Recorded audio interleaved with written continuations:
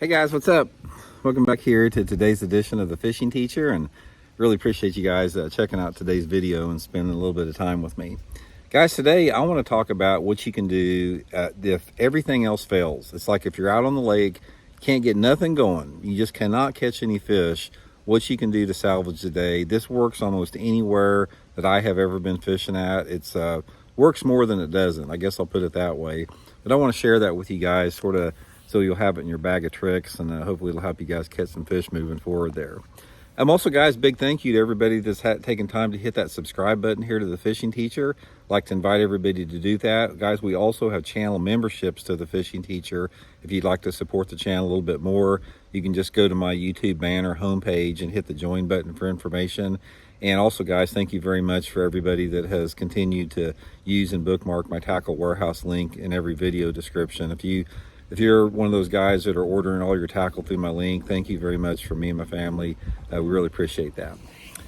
Okay, guys, there's part of the thing about bass fishing. It's like you're going to have days, everybody does, where you can't get nothing going. It's like, it doesn't matter what your confidence level is. You have one of those days where you try something, you got your confidence levels high when you go out in the morning and you try something, it's 10 o'clock and you hadn't got a bite, so your confidence starts to suffer a little bit.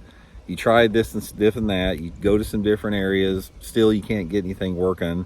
And then about 1 or 2 o'clock in the afternoon, you're just deflated. And it's like, you can't, it's like, what do I do now? God, this sucks. The fish just aren't biting. What can I do to catch some fish? So we all been through there. We've all been through that on every single level. So here's one thing that you can do that's really going to help you guys out. You hear me talking a lot on on all three of my channels about fishing main lake and secondary points. They are, main lake and secondary points are a foundation of any bass angler's approach to fishing, because they are the #1 area for bass to live on, only second to aquatic vegetation. And a lot of lakes don't have it. A minority of the lakes in the country have aquatic vegetation. But on a normal man-made reservoir that doesn't have it, secondary main lake points is going to be your bread and butter 12 months out of the year. So #1, first thing you have to do is go to a main lake or secondary point.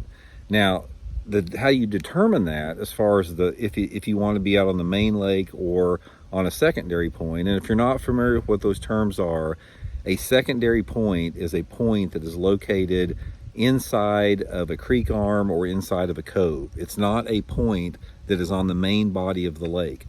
A main lake point is just what it says. It's a point that's on the main body of the lake. Here's what I go by, and here's what you want to do as far as to bail yourself out. If you are fishing when the water temperatures are below 75 degrees, concentrate on the secondary points in the creeks and the coves. That's really easy. The water temperature is over 75 degrees, focus on the main lake points. Those fish, as that water gets warmer in the summertime of the year, they tend to prefer to live on those main lake points. That's #1. The second thing you have to do to bail yourself out is when you go to those main lake points, take note of the water visibility. And that's going to tell you how deep that you want to fish. If the water visibility is under, probably, say under 2 foot, most of your bass are going to be in less than 15 foot of water any time of the year. And as it even gets murkier, if you got a lake that has a foot of visibility, those fish are probably going to be in 5 foot of water or less. And as your water gets cleaner, the fish are going to be deeper, and they're also going to probably suspend more. So again, based upon your water clarity, you may have bass that are suspending out off that point. You may have bass that are in 5 foot of water. You may have bass that are even 2 foot of water if it's set up right.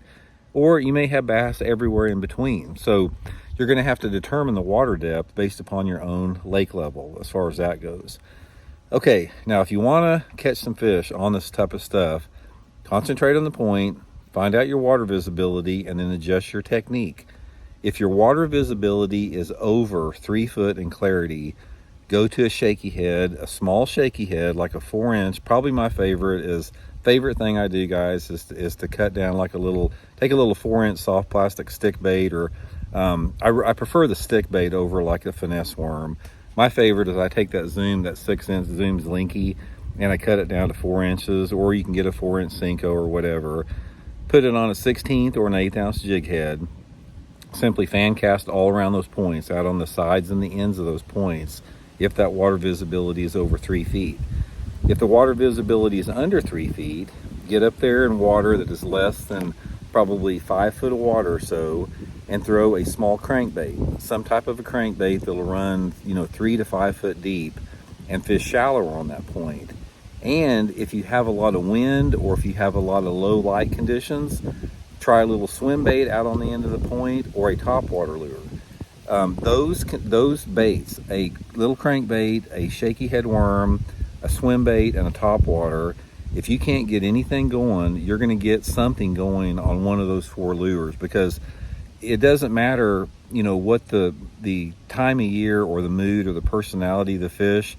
Those 4 lures will allow you to cover every aspect of the water column. The swim bait will allow you to cover fish that are suspended on the point. The shaky head worm is going to allow you to cover the bottom fish. The crankbait is going to allow you to trigger reaction strikes from shallow water, and the top water is going to bring those fish up off the bottom to hit the surface lure. So that's the way to do it, guys. If you're struggling, man, just get to those points that really they hold fish all year long. And if that doesn't work, it just write it off as one of those days that you just can't get it going, because it happens to everybody. But more than not, you're going to catch a few fish if you try that. So hope it helps out. We'll talk later.